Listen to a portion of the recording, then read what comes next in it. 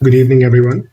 My name is Abhishek Jain, and I'm pleased to invite you all to the 12th episode of the KYO series, or the Know Your Options series post 12th grade by Planty. In this session, we will be covering a Bachelor of Mathematics or a BMath honors degree. Today, we're very fortunate to have with us Suvadip Sana, a graduate of the 2019 batch of the Indian Statistical Institute of Bangalore with a BMath honors degree. He has been a subject matter expert in advanced math at CHEG and is currently a final year student pursuing his Master of Mathematics at the Indian Statistical Institute of Bangalore. In this session, Suvadeep will be speaking in detail on pursuing a BMath honors degree, what it entails, and the various opportunities and career options that it opens up upon completion. I would now like to hand it over to Sivadeep to begin this session. Okay. Thank you very much, Abhishek, for the introduction and also for having me here. So I'm going to talk about the BMath program. So before diving into the structure of the BMath program, first I'd like to say why I chose BMath program over a normal BSc or IIT. So in my high school days, I was very much oriented towards problem solving, especially mathematics, physics, and so in class 11, I got pretty serious about ISI, and because I was very much oriented towards mathematical problem solving, so I kind of decided that maybe I'll go for ISI rather than preparing for IIT. So I started preparing heavily for ISI instead of IIT, and I ended up being at ISI. So let me also say how this BMath is kind of different from normal BSc course. So in BSc course, you study a lot of other subjects like physics, chemistry, I guess. But in BMath,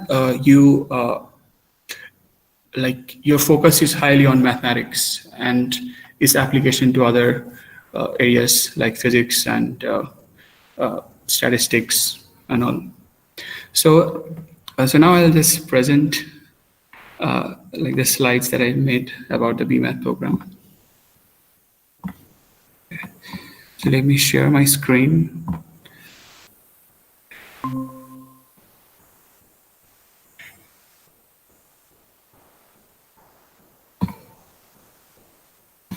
Okay. Sorry. Okay. I think there is some problem. Okay, just 1 minute. Okay. So, all right. So I hope you all can see my slides.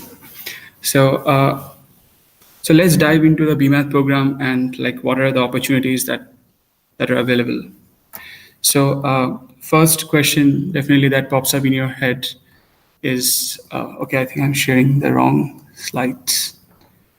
Okay, just 1 minute. Sorry. Okay.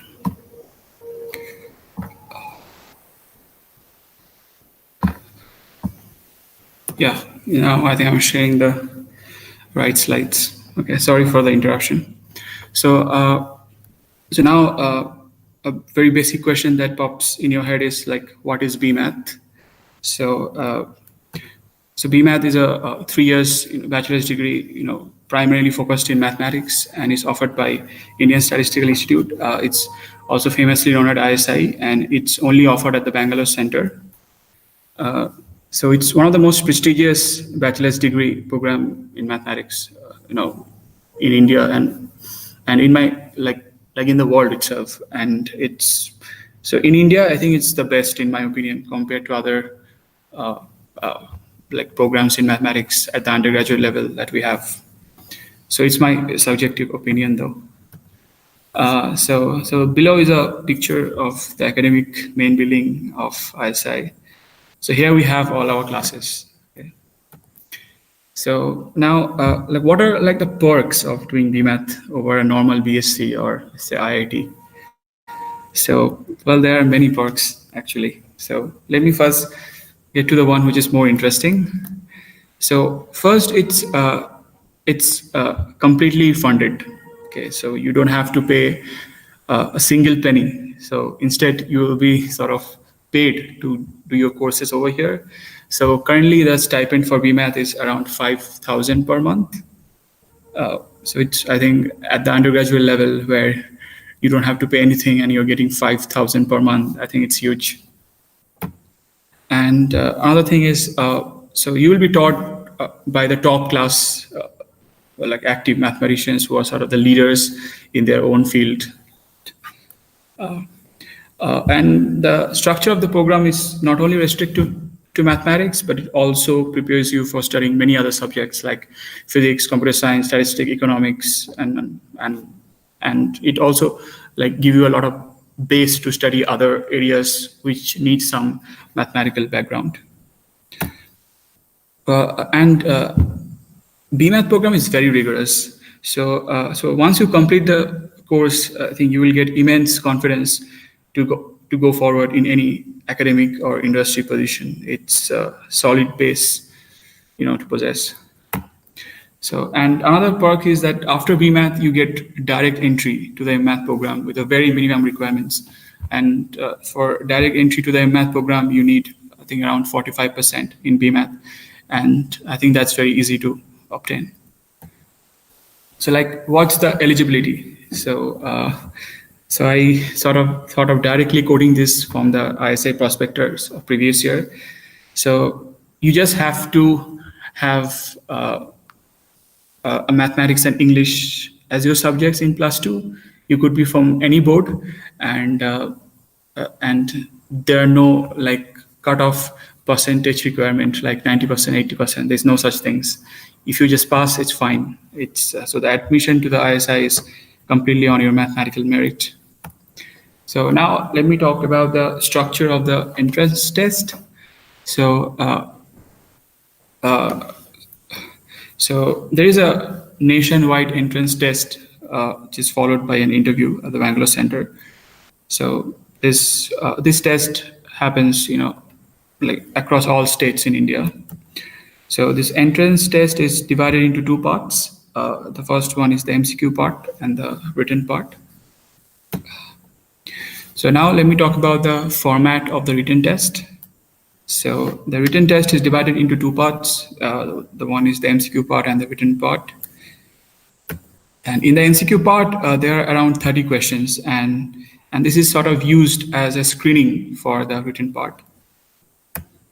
And your written part will be evaluated only if you clear the cutoff of the MCQ part. So out of those 30 questions, I think if you can answer 20 of them, I think you'll be good to go. And the written part, consists of around 8 questions. They test your in-depth understanding of basic concepts of calculus, polynomials, and number theory, and your problem-solving skills in general. So it is a bit more than what you study in +2. So now, so after you have cracked the written test, there is an interview. So let's dive into the interview process. So after you have cracked the written test, you will be called for an interview at the Bangalore Center. So you have to come to Bangalore. And in your interview, a panel of around 6 professors will form your interview committee. So, and you will be asked around 3 to 4 questions, maybe more, I don't know. And you will be required to solve them in front of them in the blackboard. And that's maybe kind of rough neck breaking. But yeah, so this interview is actually maybe a quite scary one, but if you're confident, then there's nothing to worry about. So after you're done with the interview process, you can just cross your fingers and just hope for the best. So now, so let's say you have cracked your interview and you have got an admission to the BMath. So how does life at BMath looks like? So it's definitely very demanding academically. So you'll have to spend a lot of times, understanding courses, doing assignments, and that will take you a lot of your time. And other than academics, I'd say the life is pretty serene. It's quite peaceful. The campus is beautiful, and it's lovely, and the people you meet here are amazing. So and so at ISI Bangalore, you have a close community of around like 150 students, which includes like students from not only BMath but other branches like MMath, MSQMS, MSLIS, and PhD students, and even postdoc. So and since it's a very short campus and it's a close community, you get to know each and every person almost very closely. And one advantage of this is that you get to learn from other people like PhD students and postdocs who are doing like current research in their fields. So you also get to know like what research is like and all. So I personally have interacted with a lot of PhD students and postdocs at campus, and I think I've learned quite a lot from them. So there are also lots of other things going on campus, like like football tournaments, cricket tournaments, ISI Olympics, and also there is a college fest known as KYOS. Here are some pictures. So I've been mainly writing things down, so I just thought of putting up some pictures. So after you enter the ISI campus, this is the first thing you see: a long road with trees covering. So it's a beautiful path to take. I love walking around over here. And so this is another picture that I took. So this is in front of the hostel. So it was raining that day, and I think it's a quite nice picture. And this is a group photo of the cricket tournament, and here is me. So yeah, and this tournaments are very competitive. You see, and people also make jerseys, and there's also auction and all going on. So sports culture is also quite vibrant. And this is another group photo at the football tournament. So here is me again. So and yeah, and the football is also quite active at ISI Bangalore. I personally play a lot of football. And this is a picture of my batch, 2016 and 19. So yeah. So now, like, what after BMath? Uh, so one natural option is definitely to continue for MMath. So since you have done BMath and you already know the place, and if you are seriously interested in pursuing mathematical research and you still retain interest in theoretical sides, then definitely natural option is to go for MMath. Or since BMath also prepares you for other areas, you can branch out to other disciplines like statistics, economics, and management. Yeah. And also you can, after BMath itself, I know some of my friends who have taken industry positions as data analyst, applied scientist, and all. Or another good option is to go abroad. So graduates of MMath have gone to top tier universities. Like, I know some of my seniors and juniors who have gone into places like Stanford, Columbia, Johns Hopkins, and University of Chicago.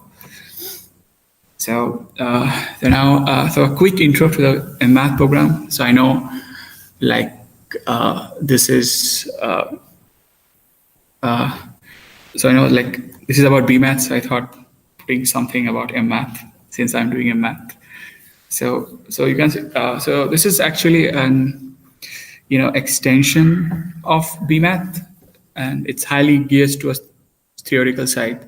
So so you learn more advanced stuff on the theoretical sides, and uh, and also if you are interested in doing research in pure mathematics or theoretical statistics or even theoretical computer science, then MMath is a great platform. It can prepare you like very nicely. And also, like, the graduates of MMath have gone to top class PhD programs, and your chance of getting into a top programs after MMath increases compared to your chance of getting into a top program just after BMath. So, and also like after MMath, people have gone to like high paying industry position as well.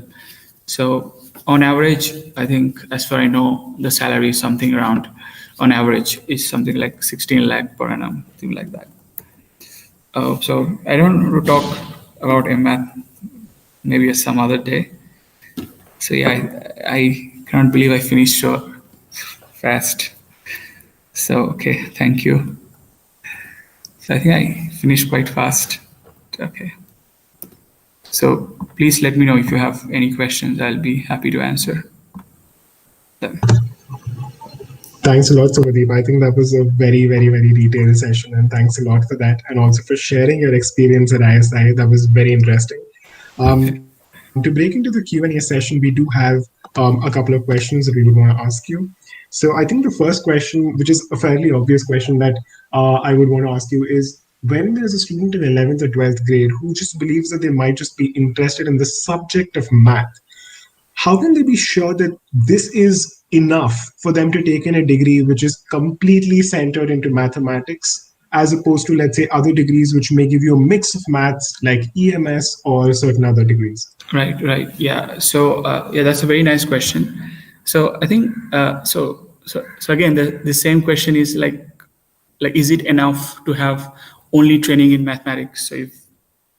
So if like I get your question correctly, so so I think see in your career, I think you will have to specialize in one field or the other, mostly. So if you are very sure from the beginning that mathematics interests you or excites you and you love spending time solving problems, then I think BMath is a better option than normal BSc. And another very important thing about BMath is in ISI you have like a very short community, as I have said, and so in and so the teacher is to student ratio is quite small, so you get a lot of one-to-one interactions, and and so BMath program is kind of more geared to students who are like highly mathematically inclined. So I would basically suggest like students who are in their class 11 or 12 to apply for the BMath program only if you are very sure like you want to pursue a career in mathematics. I think otherwise maybe IITs and other things might be better for you, but if you're very sure about mathematics, I think BMath is the one that you should choose. Okay. All right, thanks for that. And as a follow up to that, I would just want to ask you. So, since you mentioned that it's very important that you're interested in math, in terms of syllabus, how much of a similarity do you think there is in 11th and 12th grade math as it is, and when you actually come in to ISI and do a B math?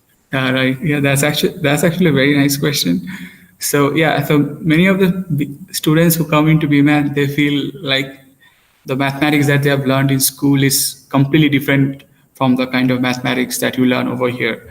So in school, you have a lot of, I would say, like sometimes I like to call that mathematics as some kind of computational mathematics, where you learn how to, you know, calculate some integral or some, you know, you memorize some formula and apply those formulas to solve problems and all.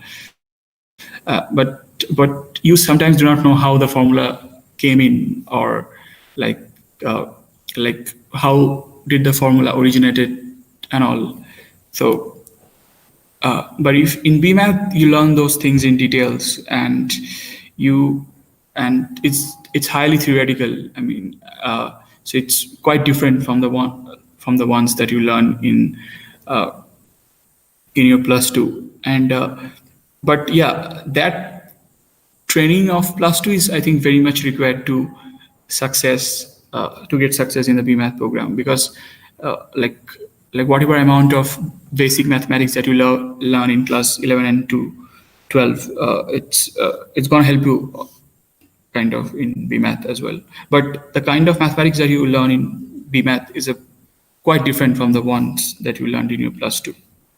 So the one distinctive feature is that uh, uh, so it's so the mathematics in BMath is highly proof based, in the sense that so if you say something, you have to prove. Uh, in school, we don't see much of the proofs. I think only in Euclidean geometry you see some of the proofs. But in BMaths, I think it's highly proof based. You have to prove a lot of things. So it's different. I mean, I'd say quite different. Yeah. All right. That definitely answers that question. And moving to the next question, you have mentioned that the course itself is very, very rigorous in terms of the time that you need to put in and the effort that you need to put in.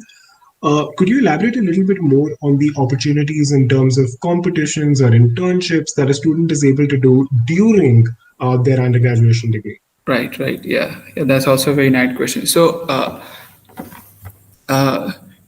in BMath, you also learn quite a bit of computer science, statistics. Uh, so having background in statistics opens up a lot of doors for you.